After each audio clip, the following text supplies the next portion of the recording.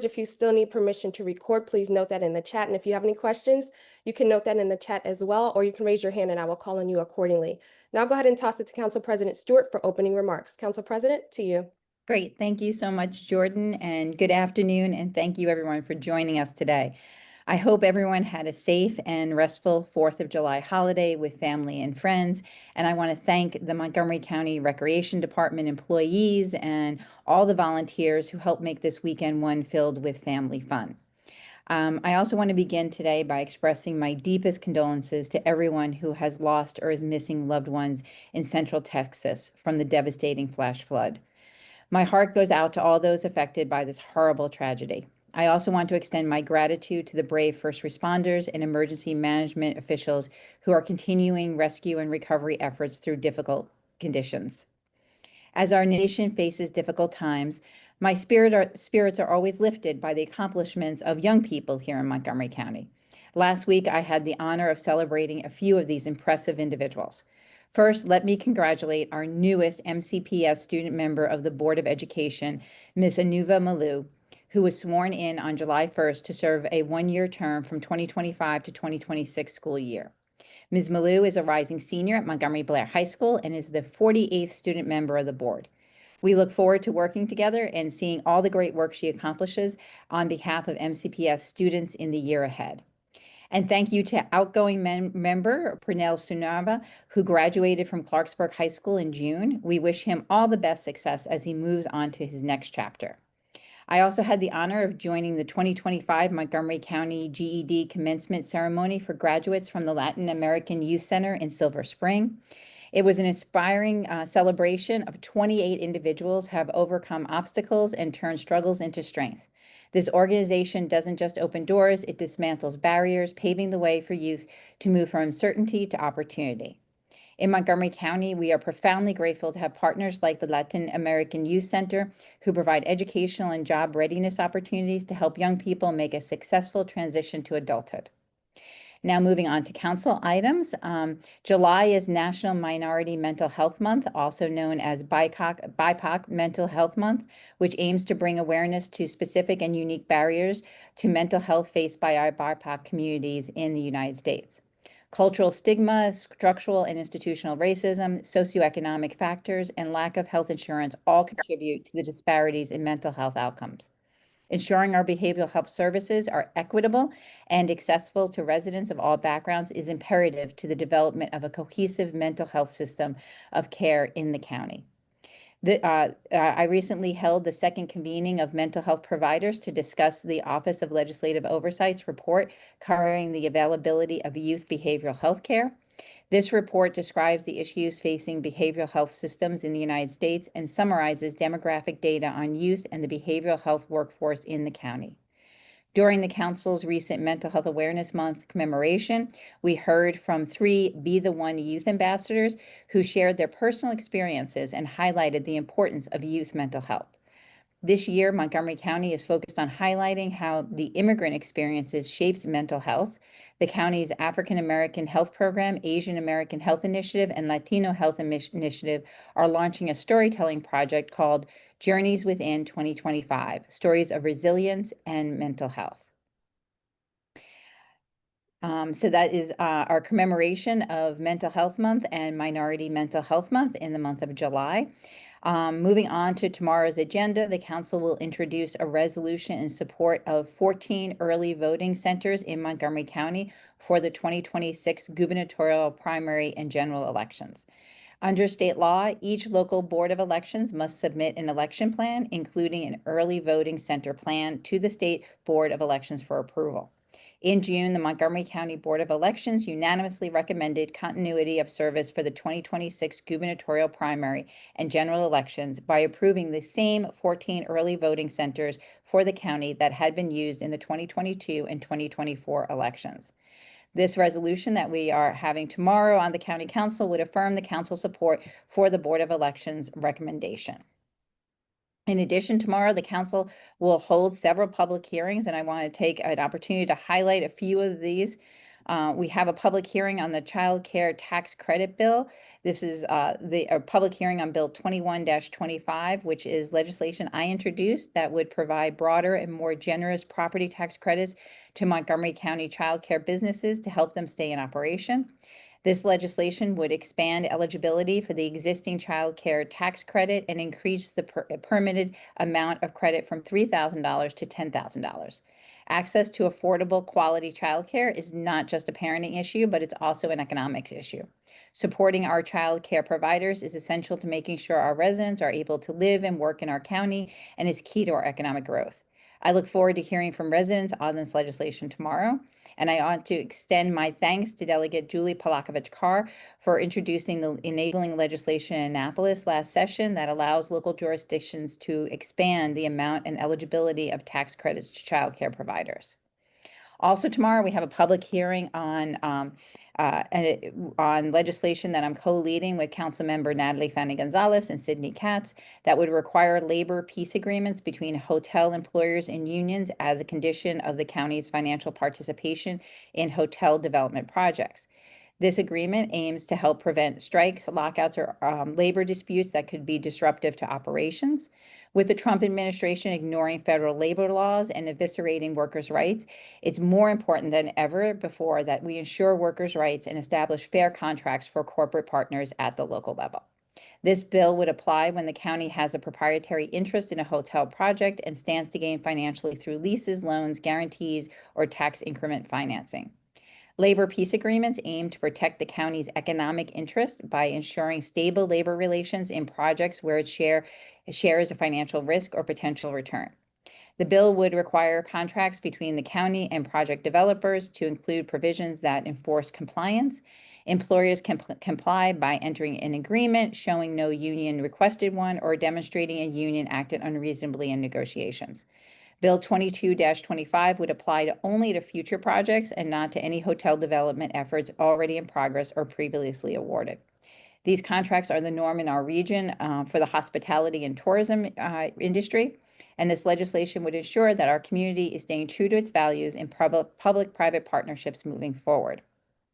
Also tomorrow, the council will hold a public hearing and vote on a resolution to approve the creation of a development district and tax increment financing district in White Oak.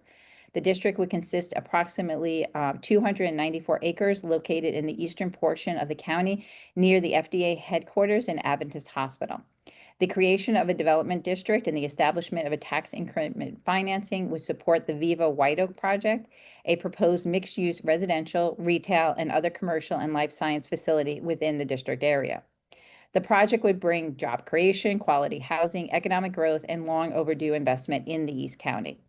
The creation of a tax increment financing district would allow the county to borrow against the future increased value of the property to make public infrastructure improvements. The cost of the improvements is then financed by taxes generated from the increased property value of the new development within the district. Also coming up, the council will host 2 more United in Service and Support community webinars this month. Trump's massive spending and tax bill signed on July 4th would slash healthcare for Americans in need, deny food assistance for children, and impact support for our older residents. Governor Moore has estimated that nearly 200,000 Marylanders will be impacted by healthcare cuts, and nearly 684,000 Marylanders rely on food assistance. This means that local governments around the state will need to work on ways to help ameliorate these draconian cuts. The United in Support webinars are an important way for those impacted by the ongoing challenges at the federal level to learn about community and outside resources for assistance. The series has provided in-depth information and resources on a range of special topics, including navigating job opportunities for displaced federal workers, mental health resources, and home energy assistance programs available to residents. The upcoming July 9th meeting will be hosted by Councilmember Dawn Lukey and will focus on nonprofit services, unemployment benefits, and constituent services. The meeting will be held on Zoom at 7 p.m. Then Councilmember Balcom will host a webinar on July 23rd at 7 p.m. and focus on advancement through workforce training and certification programs. More information and resources can be found on the Council's United in Service and Support webpage. Moving on now to utility relief funds for residents.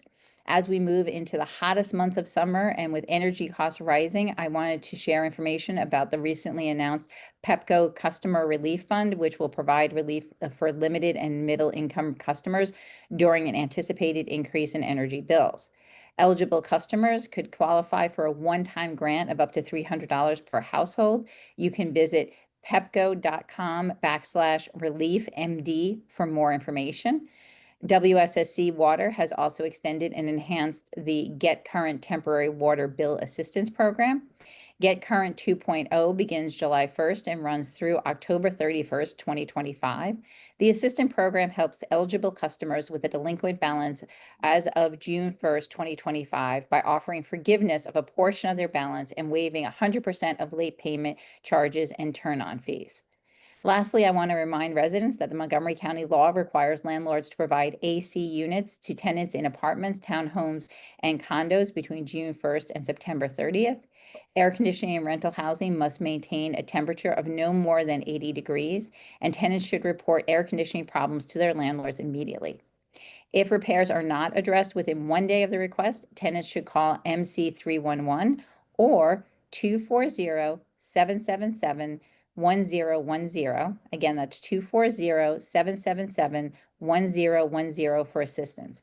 As we experience hotter summers and more severe weather, we want all renters to have protections that ensure safe and habitable living conditions. I think that might be it, Jordan, for me, my updates. I'll turn it back to you for any questions people may have. Great. Thank you so much, Council President Stewart. Reporters, if you still have any questions, please note that in the chat, or you can raise your hand and I will call on you accordingly. Up first, I do see we have a question from Maria Renee Barillas with Telemundo 44, has requested Spanish interpretation for the following two questions. And then I see some hands going up as well. Up first, what specific steps in Montgomery County is taking to support and improve mental health resources offered to the Hispanic community? We also have my colleague Marcela Rodriguez on the call, so I'll toss it back to you, Council President. Great. Joy, should I wait for translation or? Yeah, so the first question, what specific steps in Montgomery County is taking to support and improve mental health resources offered to the Hispanic community? So you can answer in English and then Marcela will interpret. Perfect. Yeah.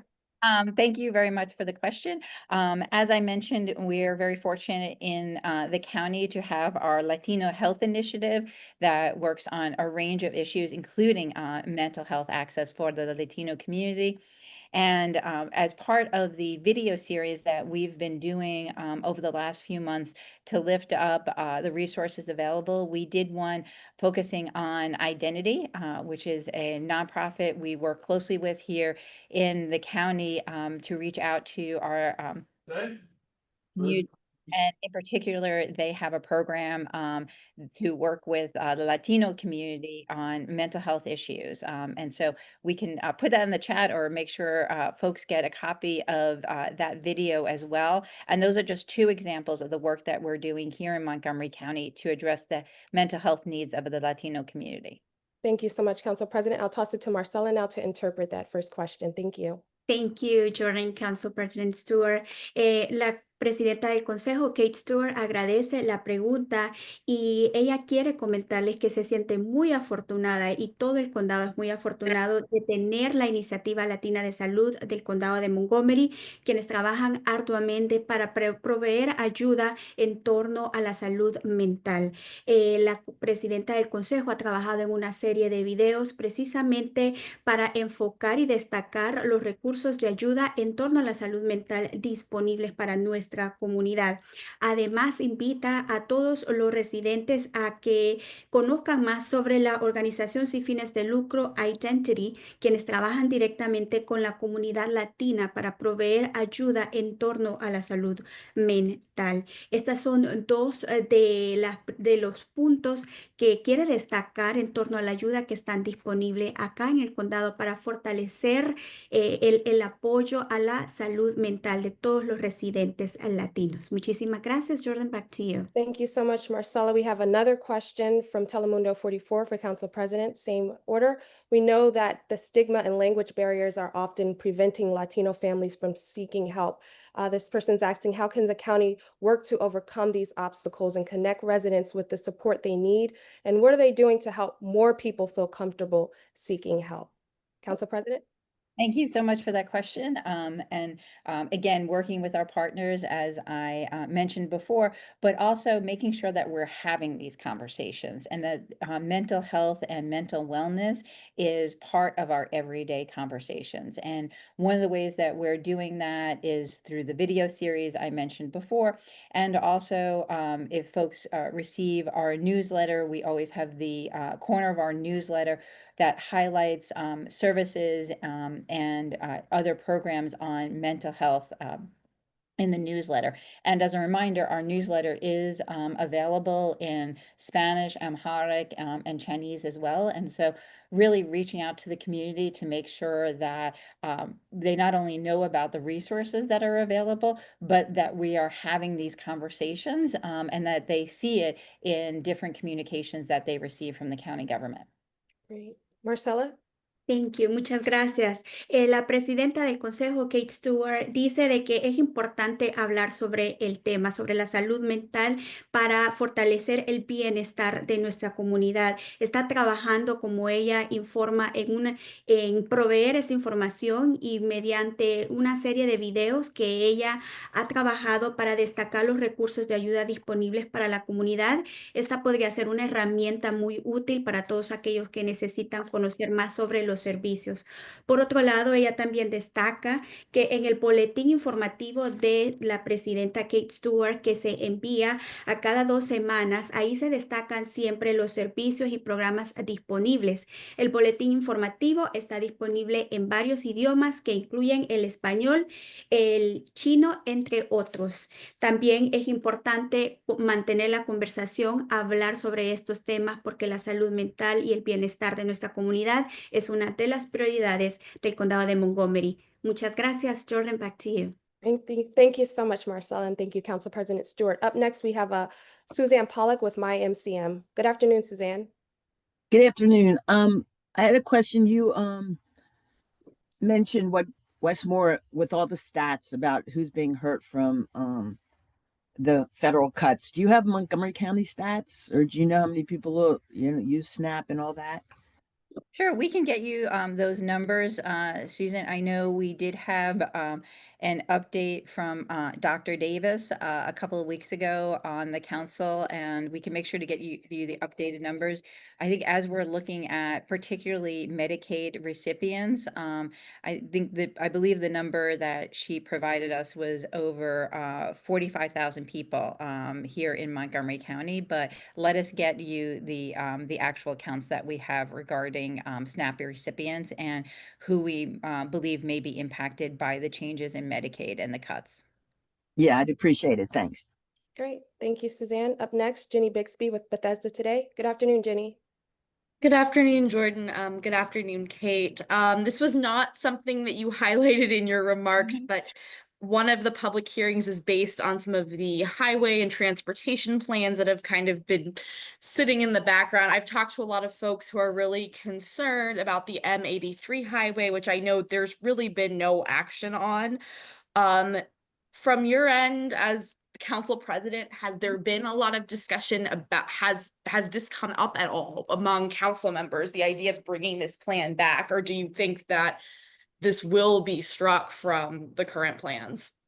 Great, thank you, Jeannie, for that question. So the during a joint session today with Transportation and Environment and Planning, Housing, and Parks, we started talking about it a little bit because we were going over an Office of Legislative Oversight report. And this, the actual plan is going to be taken up in Transportation and Environment in the upcoming weeks. And I think, as you pointed out, one of the things that the Planning Department and the Planning Board looked at when they were updating this functional plan was the idea that there has been no movement on M83. The changes that have happened in the area regarding how we even just think about transportation issues, and then in addition to that, the cost and the environmental impacts of moving forward with M83. So, we have a recommendation from the Planning Board to remove it from the plan, and that'll first come to Transportation and Environment Committee for us to make the recommendation to the full council. Thank you. Thank you, Jenny. I don't see any other questions in the queue. Reporters, if you have any questions, please raise your hand, or you can note in the chat. Going once, going twice, 3 times. Okay, back to you, Council President. Thank you. Great, thank you so much. I appreciate everything today, everyone joining us. And as Jeannie pointed out, we have quite a few public hearings tomorrow, so stay tuned, and we look forward to answering your questions in the future. Thanks so much, Jordan.